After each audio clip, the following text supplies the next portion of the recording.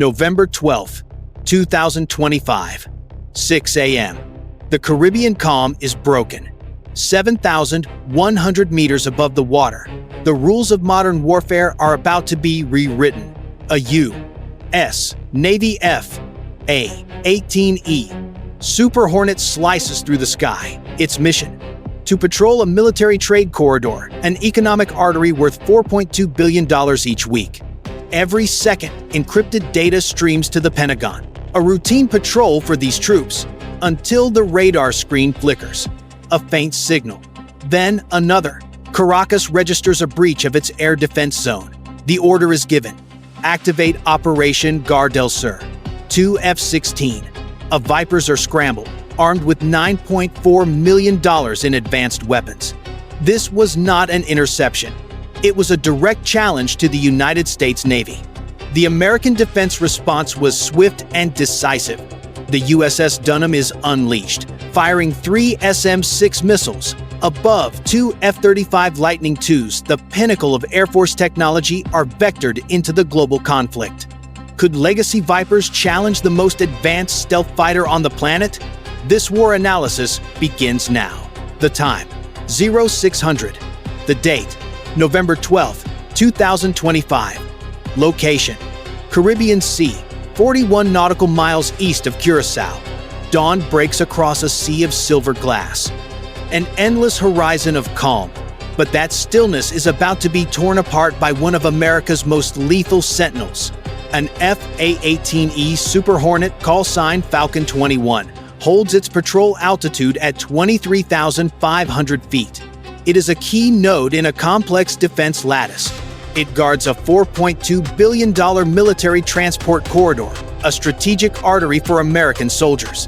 Its AN/APG-79 radar sweeps 200 degrees of sky every few seconds. It hunts for threats that should not be there. From its perch, the jet streams 2.8 gigabytes of sensor data every second, a torrent of critical defense technology intelligence. The destination: the Combat Information Center aboard the USS George Washington, 150 nautical miles over the horizon.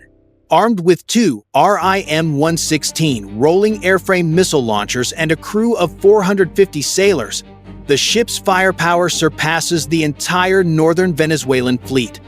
A single coded alert from the jet could awaken this sleeping giant of war. An $80 million weapons package, engineered for a 2-second response time from detection to launch. 7:02 a.m. The sun crests the Aragua Valley. Deep inside a Venezuelan Air Force command bunker, alarms scream. A radar operator's screen flashes red. A faint contact, red alert. Velocity, Mach 1.2. Position, 42 miles off the coast. The echo pulses across the screen, a digital heartbeat providing a critical military update. A heartbeat they cannot ignore. Within 90 seconds, encrypted warnings race to President Nicolas Maduro Moros. Inside the Miraflores Palace, the intelligence is clear. A single image, a gray silhouette. An F-A-18E Super Hornet breaching their restricted air defense perimeter. His decision is immediate. This is no routine patrol, he declares to his staff. This is a provocation. Over the Caribbean, a storm of warfare is gathering. The time is 0700. Inside the Miraflores Palace, the die is cast. President Maduro stands with his generals. All eyes are fixed on a grainy radar return. A-U-S-F-A-18E loitering at the edge of their flight identification zone. To the men in this room, it is not reconnaissance. It is a test. They want to test our resolve, Maduro states. Then we will show them this sky is ours. By 0700, General Lenin Lorenzo Ramirez Velazmil, commander of the Venezuelan military, receives his orders. The order is issued: emergency intercept. At El Libertador Air Base, the reaction is instant. 2 F-16A Block 15 Vipers upgraded with Israeli LM-2032 radar are prepped for launch. Their payload, a combined $9.4 million in AIM-7 Sparrow missiles. These modern weapons are rolled onto runway 0-2, a stark piece of military news in the making. Pratt & Whitney engines ignite. 23,830 pounds of thrust shakes the aging concrete. The mission code name? Operation Gare del Sur, a name meant to signal a defensive lesson. In under 12 minutes, both Vipers are wheels up, punching past 21,000 feet in less than 90 seconds. They push north at Mach 1.28. Ground control feeds them a constant stream of targeting data. Their objective? A faint radar glimmer designated Falcon 21. Venezuelan defense systems track the intercept. The gap is closing. The American jet is now just 42 nautical miles northeast of Puerto La Cruz. The first move in this deadly chess match is about to be made. Deep beneath Caracas, in a subterranean command bunker, the routine gave way to a suffocating tension. A colonel voiced the unspoken fear. His warning was stark. If we cross this line, there's no going back. At that moment, aboard a U.S. F-18E, the pilot of Falcon 21 registered 2 faint contacts. They were approaching fast, unidentified, reaching 900 miles per hour. His voice, however, remained steady. Steady, but his finger double-tapped the emergency transmitter. His voice cut through the static. 2 hostile aircraft inbound, requesting authentication and support. The signal screamed across 150 nautical miles in 0.7 seconds, slamming directly into the Combat Information Center of the USS George Washington. The countdown to confrontation had begun. For the troops on board, this military news was a critical turning point. A show of force or the prelude to open war? At 0800 hours, Falcon 21 detected the first electronic pulse, a sharp surge of energy slicing through the quiet Atlantic sky. The Super Hornet's threat receiver flashed deep crimson. 2 aircraft, high speed, their heat signatures burned hotter than any civilian plane. They closed the distance at a combined 1,438 knots. The Venezuelan F-16s had arrived from the southwest. Viper 1 and Viper 2 dove into the sun's glare. The blinding light, a perfect natural shield. An old tactic in warfare. At Mach 1.31, it was lethal. Their radar shifted to track while scanned, sweeping a 240 square mile combat zone every 2 seconds. In simulators, they ran this maneuver 67 times. Today was not a simulation. Range, 56 nautical miles. Falcon 21 Titan formation preparing for identification. The Vipers offered nothing. No alert, no warning, no radio challenge, only silence. Then, inside Viper 1's cockpit, a single piercing tone confirmed lock. At 0800 hours, the first AIM-7 Sparrow missile ignited, leaping from the rail at Mach 4. It accelerated to 3,100 miles per hour in under 5 seconds. A $242,000 piece of modern weapons technology. Its purpose? Priceless. To deliver a message the American military could not ignore. 7 seconds later, a second Sparrow launched from Viper 2, tearing through the thin Caribbean air. Inside the Super Hornet, the cockpit shuddered. The radar warning receiver screamed a single terrifying word. Missile. Range, 22 kilometers. Time to impact, 11 seconds.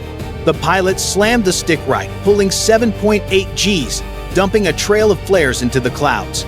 The first Sparrow missed by 13 meters. It detonated with the force of 57 kilograms of TNT. The shockwave slammed the Hornet sideways. But the second missile's advanced defense systems were smarter. Its seeker auto-corrected mid-course, ignoring the flares and tightening its angle of attack. At 0816, it struck. The warhead detonated, tearing through the left stabilizer, ripping away 1,200 pounds of composite structure and severing the Alpha 4 hydraulic line. Pressure collapsed from 3,000 psi to 420 in seconds. The master caution panel lit up. The Hornet entered an uncontrolled dive, a 1,900-foot drop in 10 seconds. Falcon 21 fought the controls, every muscle straining. His breathing was steady, but strained. Mayday, mayday. Falcon 21 is hit. Fuel line ruptured. Preparing to ditch. From 22 miles away, the Vipers saw the smoke. To them, it looked like victory. But it wasn't a victory. For the American Navy crew aboard the USS George Washington, it was a declaration of war. The Hunter was wounded. The response would be swift and overwhelming, a new chapter in this global conflict. The American response would redefine modern warfare. At 0800, the digital scream from Falcon 21 reached the USS George Washington. The transmission took 0.82 seconds, faster than a human eye can blink. Inside the combat information center, every console glowed blood red. The telemetry was grim, severe structural damage, altitude dropping, fast. A trail of fuel 1.8 miles long bleeding from the wounded Hornet. On the carrier's bridge, Rear Admiral Thomas Reeves issued the order without hesitation. Activate Iron Shield. Neutralize all hostiles. At 8 a.m., the command rippled across the Navy strike group, 170 nautical miles out. On the Arleigh Burke-class destroyer, USS Jason Dunham, the deck plating vibrated as its vertical launch system turned, locking on bearing 191. A metallic roar split the air as the first RIM-174 Standard Missile 6 launched a 3,300-pound interceptor, a marvel of defense technology, accelerating to Mach 3.5. This weapon could eliminate targets 240 nautical miles away. 3 more followed, each a $4.3 million piece of a steel spearhead, a projection of American military power. They screamed toward the fleeing F-16s. In the enemy cockpits, radar warning receivers lit up with a piercing tone. Multiple locks. Multiple inbound tracks. A collision was inevitable. Viper 1 wrenched his stick hard left, the airframe groaning under 8.9 Gs, dumping flares that burned at 3,200 degrees Fahrenheit, 1,600 degrees Celsius. Viper 2 went to full afterburner, punching through a cloud bank at 28,000 feet, a desperate gambit in this new era of modern warfare. He was trying to escape the tightening web of electronic interference, but the SM-6 doesn't rely on sight. It hunts thermal signatures. It hunts radar traces and electronic noise. Its algorithm is built to predict and erase evasive maneuvers. At 8 a.m., the first of these modern weapons found its mark. The blast wave erupted 18 meters from Viper 1. A cloud of tungsten fragments shredded both tail fins. The F-16 snapped into an uncontrollable left dive. It disintegrated at over 3,600 kilometers per hour, scattering 1,200 kilograms of debris across the sea. 2 seconds later, the second missile struck the remaining fuselage, vaporizing the wreckage mid-air. Viper 2 attempted retaliation, firing an AIM-9L Sidewinder blindly into the sky. But the AN/SLQ-32V7 electronic warfare suite aboard the USS Dunham was already active. The enemy missile seeker was jammed, its lock broken in 0.04 seconds. At 8 a.m., the third SM-6 struck. It ripped through Viper 2's right intake, igniting the engine core in a flash of fire. The jet became a burning corkscrew, spiraling down until it disappeared beneath the waves 11 miles east of La Tortuga. No ejection, no parachute. But the U.S. defense response was not finished. At 8 a.m., 2 Air Force F-35 Lightning IIs, call signs Raptor 4-1 and Raptor 4-2, launched from the George Washington. Each was armed with AIM-120D AMRAAMs and AGM-88E AARGM anti-radiation missiles. Their mission? Cripple the enemy's air defense network. At 9:05 a.m., the F-35s crossed into hostile airspace. On the ground, tracking stations fought to acquire a target lock. But every attempt was drowned in electronic noise as American jammers blasted 300 kilowatts of interference. At 9 a.m., both F-35s fired their weapons. The AARGM missiles screamed toward their targets at 2,280 miles per hour, slamming into the Punta Cajera radar station and destroying its $96 million sensor array. Northern Venezuelan airspace went blind. In just 12 minutes, this military update confirmed the balance of power had flipped. The global conflict had taken a new, violent turn. By 9 a.m., the sea was quiet again, but only on the surface. Beneath the calm, the wreckage of one A-18E began its slow descent. Joined by two Venezuelan F-16s, the debris field stretched across 31 square miles of water. The air carried the faint metallic scent of burning jet fuel. It was the echo of a war that had erupted less than an hour earlier. At 9 a.m., a Navy MH-60R Seahawk spotted him, Falcon 2-1, alive in a half-collapsed life raft. His flight suit was scorched, his oxygen hose shredded by shrapnel. He'd hit the water at 142 knots, an impact hard enough to break ribs. Yet he had survived. A war analysis later confirmed his jet lost 38% hydraulic function before he was forced to eject. The numbers made the entire air wing shake their heads. His $70 million A-18E now rested at a depth of 2,270 feet on the Caribbean floor, broken into 6 major segments. But inside its flight recorder was something far more valuable: a full recording of the Venezuelan radar frequencies. Missile guidance patterns, electronic signatures, every secret from their defense systems used in the attack. Intelligence analysts would later call it a complete tactical blueprint. The digital signature of the Venezuelan Air Force was gone. By 10 a.m., the shockwave hit Caracas. News of the destroyed jet spread. The government scrambled, forcing emergency broadcasts. At the gates of El Libertador Air Base, families gathered, desperate for names. 47 personnel were unaccounted for. The U.S. AARGM strike had buried them, collapsing 2 radar bunkers into rubble. The financial toll was staggering. 2 F-16 fighters, $86 million, vaporized. The Punta Cajara radar site, a $96 million loss. Support infrastructure was annihilated, $41 million in damages. The total military loss, $223 million in under 22 minutes. At 11 a.m., state television went black for 6 hours, the longest blackout since 2019. Rumors flooded the streets of Caracas. Whispers of command failure, of furious arguments inside the palace. Reports claimed 3 senior air defense officers resigned on the spot. The moment they learned their entire defense systems grid was gone, the global conflict drew an immediate international reaction. Washington released a single, concise statement: the United States did not fire first. The Pentagon added that the engagement lasted 31 minutes, the fastest, most one-sided aerial exchange in the Caribbean, not since the 1983 Grenada operation.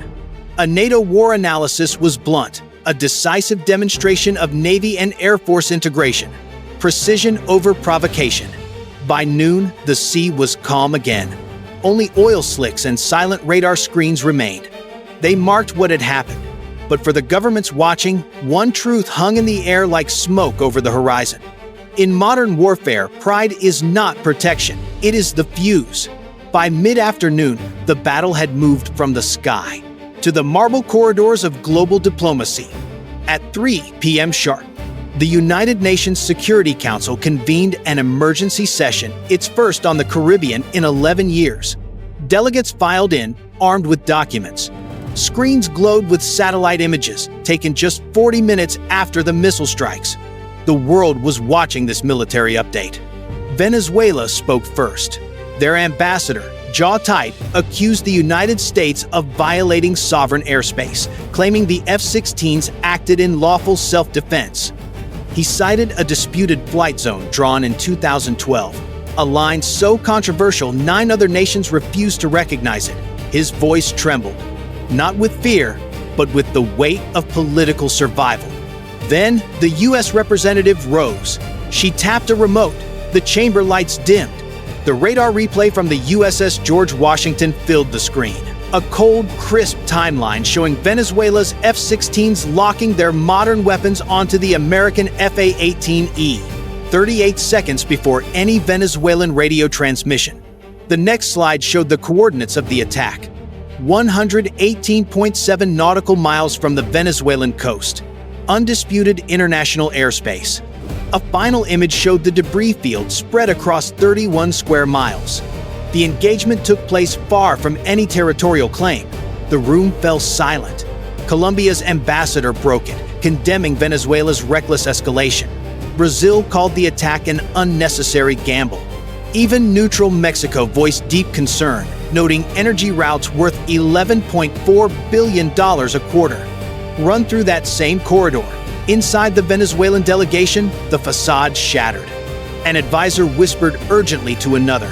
Their ambassador stared at the floor, his argument dismantled by American defense technology in less than 4 minutes. When the U.S. representative finished, she left the chamber with one line that echoed through every news broadcast that evening. America did not fire first, but America will always finish the fight. The diplomatic war had begun, and for Caracas, the fallout was only just starting. The story escaped the walls of diplomacy and detonated across the global media landscape. At 6:40 p.m., every military news channel ran the satellite map of the engagement zone, complete with timestamps. The truth was out. The screen showed missile trajectories, the cold, digital lock of a Venezuelan F-16 on Falcon 21. Within 14 minutes, the war analysis segment exploded. 2.3 million views. Fox News followed, airing a 3D simulation that silenced viewers nationwide. The reenactment showed the AIM-7 Sparrow's impact on the F-A-18E. Time on target? Exactly 0700. The stabilizer disintegrated in a flash of molten metal. The video triggered 8,700 calls to local radio stations, all in 1 hour. Many were from veterans of past warfare. They recognized the maneuver instantly. One caller from Ohio stated quietly, "That pilot had 5 seconds of life. He turned it into 15. The words echoed across veteran communities. NBC escalated the coverage, bringing in Rear Admiral Thomas Reeves. He revealed the U.S. Navy's SM-6 missiles intercepting the Venezuelan jets had closed the distance at 3,500 feet per second, faster than a rifle bullet. The newsroom was stunned.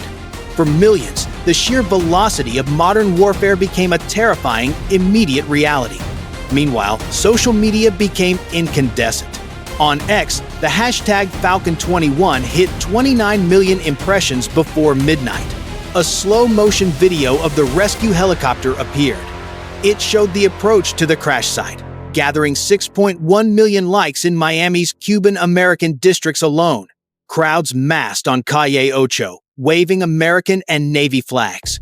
They knew the arrogance of dictatorships, but nowhere was the emotional impact greater than in the living room of Falcon 21's parents. ABC's broadcast captured the moment they received the news.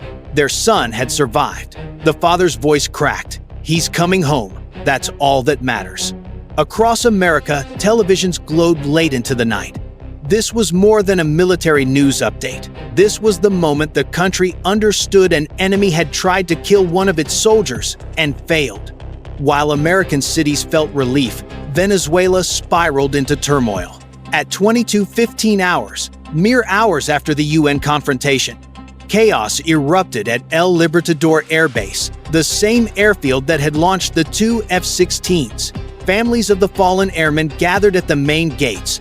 They demanded answers. Some had waited over 13 hours without a single official word. Others clutched photos of their sons, the troops who would never return from this failed mission. At 22:27, a leaked memo hit Venezuelan social media. Radar layer Bravo experienced intermittent failure for 27 minutes prior to engagement. The post was viewed 4.8 million times, all in under 2 hours. Inside the command building, the atmosphere was toxic. 3 high-ranking officers were in the crosshairs: General Morello Cardenas, Colonel Luis Fajardo, and the head of Air Defense Operations, Brigadier Sands. They were quietly relieved of duty. By midnight, all 3 were in protective detention, a phrase Venezuelans knew meant political scapegoats. At the Miraflores Palace, President Alejandro Rojas convened an emergency defense council. The mood was grim. Damage reports confirmed the U.S. AARGM strike had obliterated 92% of the Punta Cajera radar grid. The northern air corridor was blind. Rebuilding would cost $118 million and take 14 to 18 months, provided sanctions didn't tighten. But the military's gravest problem wasn't hardware. It was morale.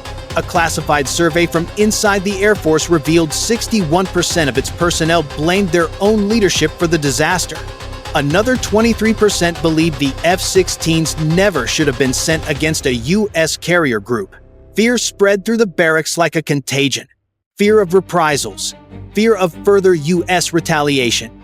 Fear that their nation had crossed a line from which there was no return. Outside, on the streets of Caracas, protesters swarmed Plaza Bolivar. Some chanted for justice, others demanded Rojas resign. A single sign captured the nation's grief. They sent our pilots to die for pride. The military defeat lasted 22 minutes. The political collapse was just getting started. As Caracas descended into chaos, Washington moved with cold precision. At 0700, deep inside the Pentagon, the National Military Command Center activated its crisis protocol, Condition Flame, Level 2. A posture reserved for a direct attack on U.S. military personnel. Since 1983, this alert status had been triggered only 5 times. In the cold steel of the briefing chamber, the Joint Chiefs converged on a single point of light, a 14-foot digital map of the Caribbean. 4 colored arteries pulsed across the screen, vital lanes of commerce. Their value? $11.4 billion in American trade every month. The Venezuelan attack had severed one of those arteries, an act no administration could tolerate. Secretary of Defense Karen Whitfield issued the first directive. Her voice? Cold steel.